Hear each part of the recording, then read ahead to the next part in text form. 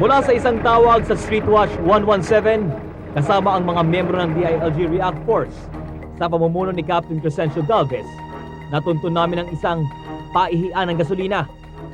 Pumoste kami malapit sa bodega ng Philglin Trade sa may Santo Niño, Rosario Street, Mandaluyong City, kung saan ang ulat ay may mga nagbabagsak dito ng gasolina bago pa man ito i-deliver sa mga lehitimong service stations. Maya-maya lamang ay dumating ng aming hinihintay, isang truck hauler dala ang gasolina mula sa Petron.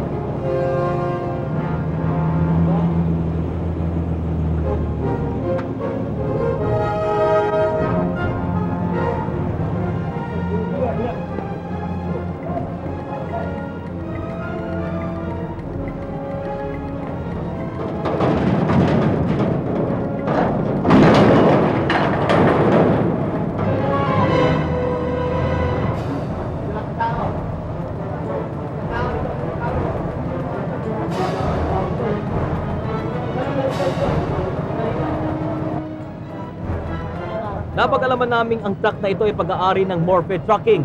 Nakakuha lamang ng gasolina mula sa Petron Depot sa Pandacan at magde-deliver sana sa Pasig City. Katulad sa iba pang lehitimong truck, sumasaglit sila sa mga paihiang kumukubli bilang isang bodega, kagaya ng Philglin, upang magbawas lamang ng krudo. Sir, Lagi-lagi mo dinadala dito, eh? bali pangalawang beses na po, Mga sir. beses. Opo, sir. Bakit mo dinadala dito? Sir, huwag kahukuan eh. Kasi sa liit ng kinikita namin, kung minsan sir gumagawa rin kami ng ibang hanap buhay.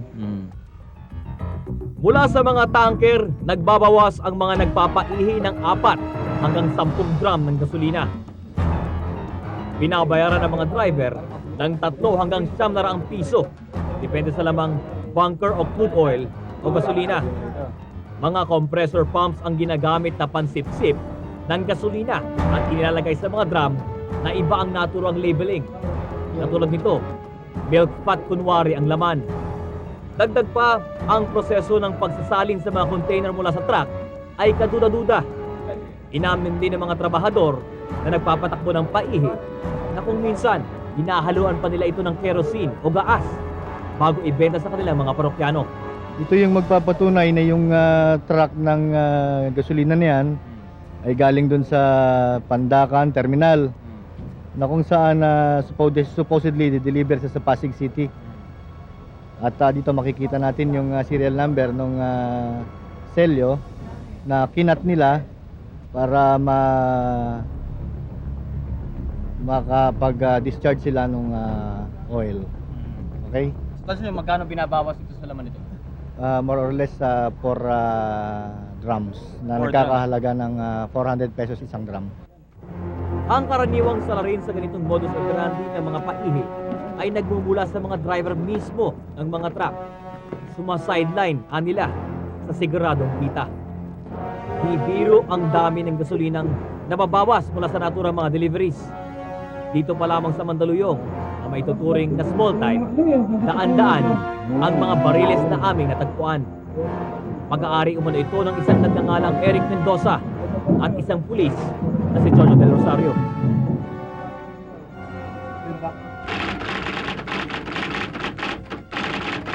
Tatlong araw ng surveillance bago naman namin napasok ang paihik ito ng BTG Trading Compound na pag-aari ng isang nagngangalang Helen Gutierrez sa barangay Banga, Claridel, Bulacan.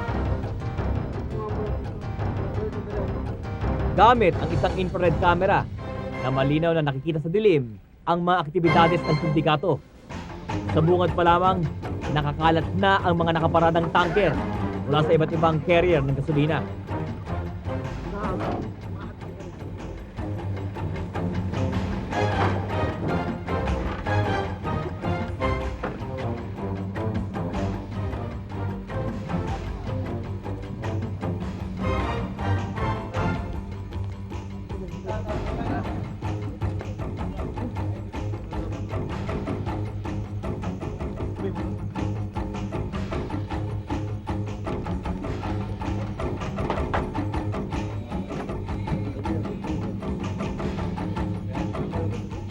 Pinahirapan yung buong Pilipinas sa pinagagawa niyo, maliban kayo. Sa kuta ng mga nagpapatakbo sa paihing ito, natagpuan naman ang may higit sa 50 pirasong mga broken seals ang ginagamit sa panselyo sa mga truck.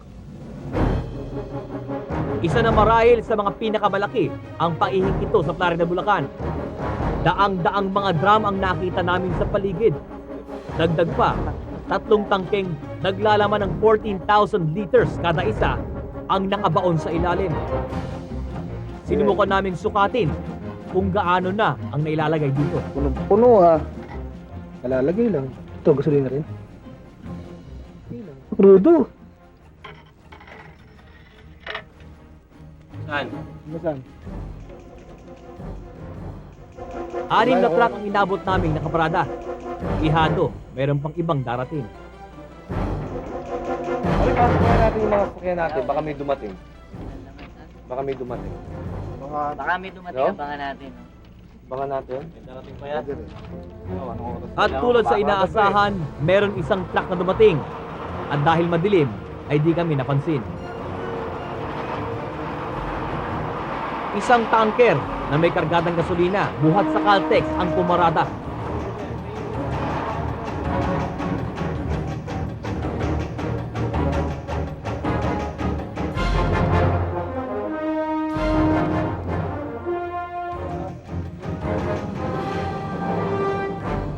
Baba. Papeles mo, may papeles.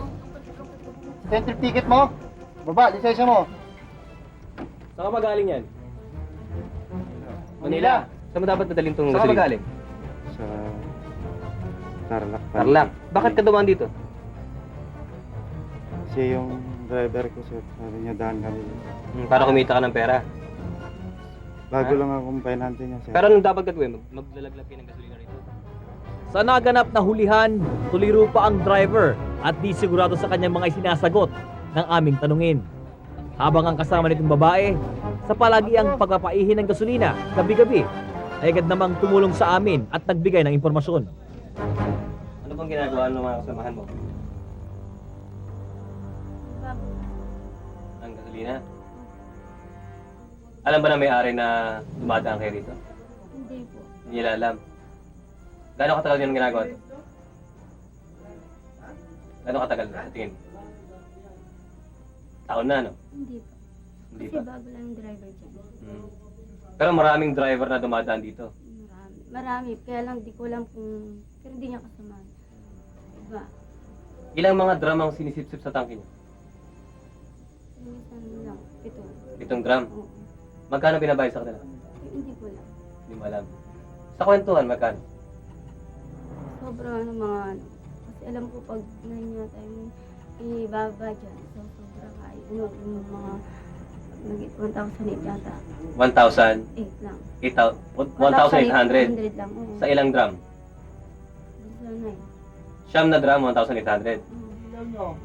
Sa tagal marahil at sa laki ng racket na ito, sa gilid ng compound ay may mga nakatalagang tulugan para sa mga driver at pahinante, maging sa mga construction workers. At dahil high-tech at malakas ang kita, may mga radyo pa na ginagamit. Anong kumpanya to? Anong kumpanya? Hindi alam. Pajinggil.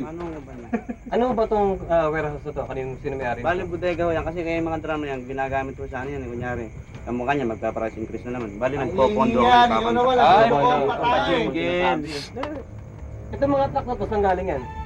Sino may-ari ng mga truck na yan? Eh, yung amo ko, Sino may-ari? Shell? Sino may-ari? hindi, si Ellen Gutierrez. Helen. Kinabukasan sa opisina ng DILG mayroong bumisita na nagpakilala na kamag-anak ng isa sa mga nahuling truck, si Mr. Andy Talaver. Dinadahilan niya na nag-stop over lamang ang truck ni Rufina Garcia sa Plaridel. Pwede natin ayusin natin. Ganon din yan, pagdating sa fiscal, penalty lang yan. Magbabayad lang ng penalty. Nakuha mula sa Plaridel ang mga bagong bungkos ng mga pangselyo at pantatak nito. Ginagamit matapos na putulin ng mga orihinal na selyo sa mga truck na dumadalaw sa mga paihi upang magpasipsip ng gasolina. Sa ganitong paraan, hindi nalalaman ng service stations kung saan dapat dadalhin ng gasolina, nabawas na ang isinasaling gasolina sa kanila. Dalawang araw namang puyatan bago namin natunton ang paihing ito sa Cainta, Rizal. Karaniwan may mga bantay o lookout sa labasan upang madaling maitimbre sakalit may mga operatibang mangre-raid. Sa isang maliit na iskinita, maputik at madilim, pinasok namin ang isa pang malaking paihi ng gasolina sa loob ng CBS Homes, Felix Avenue, Cainta. Pag-aari ng isang nagngangalang Mr. C.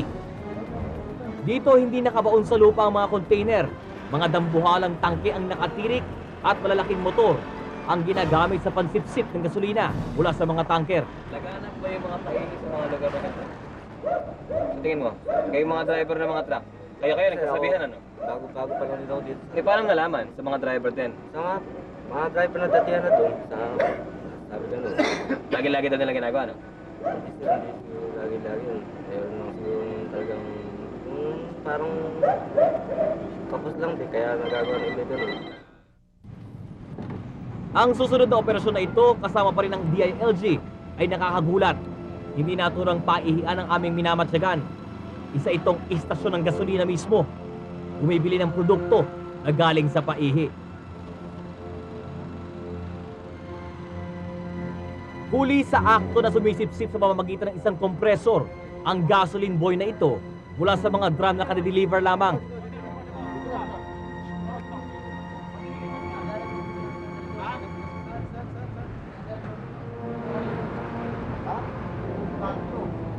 Sampung maduduming drum na naglalaman ng gasolina, ibinaba ng isang truck matapos bayaran ng kahera.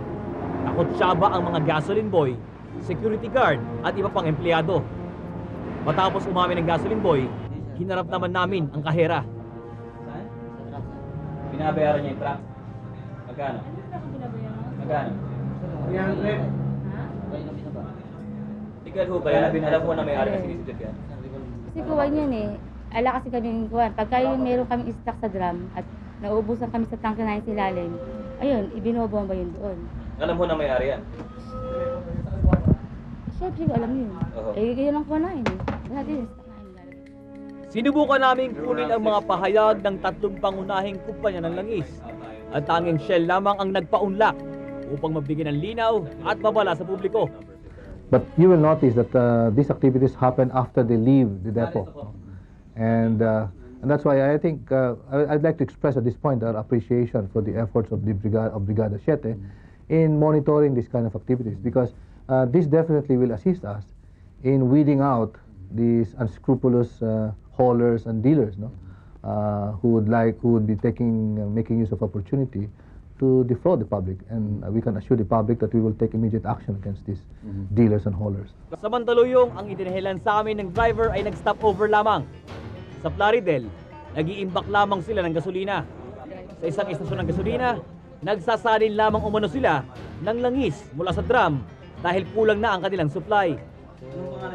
Hindi, kaya nga sinabi ko na lahat yung mga nakita natin na ginagawa dyan ay labag sa company policies and procedures, because we are very concerned about the safety, safe handling of the products, at we do not allow na magkakaroon ko ng imbakan na bukod doon sa depot o bukod doon sa estasyon. No? Ang dapat na procedure niyan is panggagaling sa depot, nakaselyo yung truck, dire-diretso yan doon sa estasyon. At ibabagsak mo yung load mo sa estasyon, isiselyo mo yung uli yun, at babalikan naman sa depot. Paliwanag pa ng Shell, hindi umano nakakaapekto ito sa pagtaas ng presyo ng gasolina, pagkat ang mga dealers ang siya naapektuhan sa nagaganap na pagpapaihi. Ang kalidad lamang ng gasolina, bugso ng kawalan ng quality control ang dapat nating ingatan. Sa kabuuan, mayroong 6,000 bariles o 1 milyong litro ng gasolina ang nasisipsip ng isang malaking paihi buwan-buwan sa Maynila pa lamang. Batay sa intelligence reports, meron 16 na hotspots o yung mga tinatawag na nagpapaihi ng gasolina sa buong Kamaynilaan. At meron pang higit sa 100 mga paihian ng gasolina, katulad sa pinakita namin sa inyong gabi, ang nagkalat sa buong Pilipinas. Isang negosyong nagkukubli sa dilim at ang tanging puhunan ay ang panloloko. Para sa Brigada 7, kasama si Danny Sanchez at Jemo Soho, ako si Michael Fahatin, reporting.